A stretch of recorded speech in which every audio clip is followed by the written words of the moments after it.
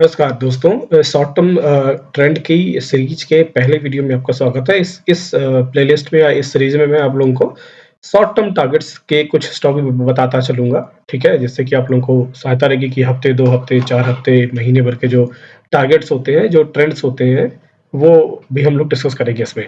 सबसे पहले स्टॉक आज पिक किया हमने आईसीआरएल लिमिटेड। आईसीआरएल जो लिमिटेड स्टॉक है, यदि इसके आप रेवेन्यू वगैरह पे देखेंगे तो एक स्मॉल कैप कंपनी है। ठीक-ठाक कर रही है, ग्रोथ भी ठीक-ठाक दे रही है अपना, और नेट इनकम में भी उसी रेशियो में उसमें आपका इंक्रीमेंट हो रहा है, ठीक है? शॉर्ट टर्म में सबसे इम्पोर्टेंट रोल होता है हमारे टेक्निकल एनालिसिस का। तो हम काइट पे चलते हैं। काइट पे हमने जब देखा, मैंने यहाँ वीकली चार्ट लगाया हुआ है। वीकली चार्ट पे मैंने एक लाइन यहाँ पर, एक सपोर्ट रेजिस्टेंस जो भी बोले, एक प्राइस लाइन की हमने यहाँ पे प्राइस लाइन खींची हुई है। और ये आप देखेंगे तो ये काफ़ी पुरानी लाइन है, और ऐसा प्राइस रेंज है जिसमें ये स्टॉक 15 के आसपास से ही सपोर्ट या रेजिस्टेंस ले रहा है। ठीक है, उसने यहाँ भी लिया, फिर यहाँ पे सपोर्ट लेता रहा, फिर ये नीचे आया तो यहाँ रेजिस्टेंस लेना स्टार्ट कर दिया, फिर रेजिस्टेंस लेता रहा और अब तो तोड़ के निकला है।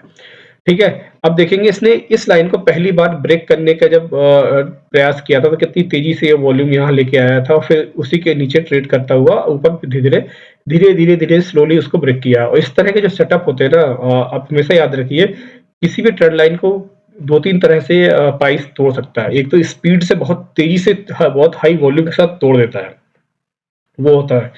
दूसरा क्या होता है कि आप उस प्राइस रेंज के पास में जाता है, फिर धीरे-धीरे वहाँ ट्रेड करता है, फिर धीरे-धीरे ही उस प्राइस रेंज को तोड़ता भी है, और फिर तोड़ने के बाद भी उसी प्राइस पे वो ट्रेड करता रहता है एक लंबे टाइम के लिए, जो कि यहाँ पे किया। इस तरह के जो ब्रेकआउट्स होते हैं, वो बहुत सॉलिड ब्रेकआउट होते हैं, हमेशा याद रखिए। कम दिखते हैं, लेकिन बहुत ही सॉलिड ब्रेकआउट होते हैं, वो एक लंबे लंबे टाइम के लिए होते हैं। और वो प्राइस रेंज जो जहाँ ये ब्रेकआउट करके जाते हैं, वो उसपे जल्दी दोबारा कभी वापस नहीं आते हैं। तो ये उसी तरह का कुछ ब्रेकआउट है। टाइम लिया उसने उस चीज़ को पूरा करने में, उस सेटअप को बनाने में, लेकिन जब वो निकला तो एक अच्छी उस पे निकला और ऊपर की जर्नी स्टार्ट कर चुका है। ठीक है? अब हम इसके उसको इसको और इसको एक तरह से मतलब चूज़ करने का दूसरा कारण ये भी है, यदि आप इसको देखेंगे तो 2015 के आसपास इसने अपना टॉप लगाया हुआ था, और टॉप लगा के वो लगातार उसी मोड में था, करेक्शन कर रहा था, और उसके पहले इसका ट्रेंड भी उतना ही अच्छा था। ये ट्रेंड आप देखेंगे तो ₹435 का स्टॉक था, और इसने अपना टॉप लगाया था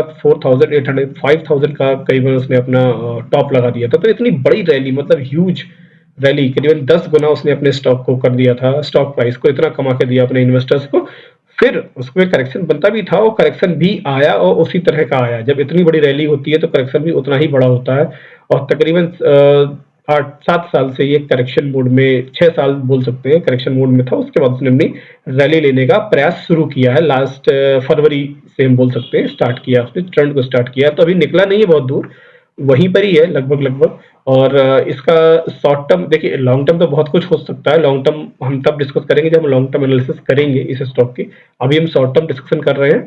तो शॉर्ट टर्म के हिसाब से यदि मैं बोलूँ कि इसका जो आपको टारगेट आपका जो अभी के आसपास जो दिख रहा है 5000, ये स्टॉक पहुंच सकता है। और वही चीज है कि मतलब 4300 के आसपास तो है ही ये, ठीक है। 700 रुपए का जो ये प्राइस में एक ट्रेंड आ सकता है, बहुत क्विक ट्रेंड हो सकता है, वो होगा भी जहां तक लग रहा है।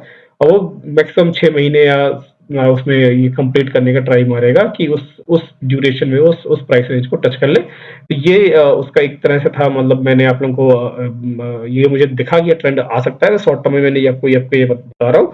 आप इसमें ट्रेड ले सकते हैं, और इसका जो स्टॉप लॉस होगा, आप ये लाइन को थोड़ा सा ऊपर कर दीजिए, इस रेजिस्टेंस को। ठीक है, जहां भी आप बाई कर रहे हैं, ये एक आपका रेजिस्टेंस लाइन होगी। 4000 के आसपास आप अपना स्टॉप लॉस रखिए, ऊपर नीचे, और यहाँ पे आप ट्रेड इस पे ले लीजिए, और मान लीजिए कि 5000 तो तुरंत आपको दिखेगा। अब मैं इस स्टॉक की डिटेल एनालिसिस भी करने वाला हूँ, तो उसको देख के फिर आप आगे भी डिसाइड कर सकते हैं कि आपको कितना कैरी फॉरवर्ड करना है कि नहीं करना है। बट ये अभी के हिसाब से, शॉर्ट टर्म के हिसाब से, आपको ये टारगेट है, तो मैंने आपको बता दिया। और साथ में एक डिस्क्लेमर दे दूँ, ये सारी चीजें मैं केवल एजुकेशनल पर्सपेक्टिव से शेयर करता हूँ, तो इसको एजुकेशन पर्सपेक्टिव में लीजिए, और इससे आइडिया लेके खुद अपनी एनालिसिस करिए। मेरे कहने पे आप जाके कुछ इन्वेस्ट मत कर दीजिए, ठीक है? ये सिर्फ़ और सिर्फ़ आपको एक आइडिया था, आपको एक मैंने कुछ सीखा है, उस हिसाब से आपको शेयर कर रहा हूँ। बाकी आपका decision. I am not registered anywhere to suggest anyone anything. इस तरह की इंटरेस्टिंग फाइनेंशियल अपडेट्स के लिए, स्टॉक के अपडेट्स के लिए, म्यूचुअल फंड के अपडेट्स के लिए आप मेरे ट्विटर हैंडल फिनिस्टिंग एके को भी फॉलो कर सकते हैं। मैं इस पे भी कुछ डालता रहता हूँ, ठीक है। और इसी तरह से मेरा फेसबुक पेज भी है फिनिस्टिंग एके के नाम से, फोटो आप लोग देख रहे हैं, ये सेम मेरे चैनल पे भी है, ट्विटर हैंडल पे भी है और फेसबुक पे भी। इसको भी आप लोग फॉलो कर सकते हैं, इसको भी ट्रैक कर सकते हैं।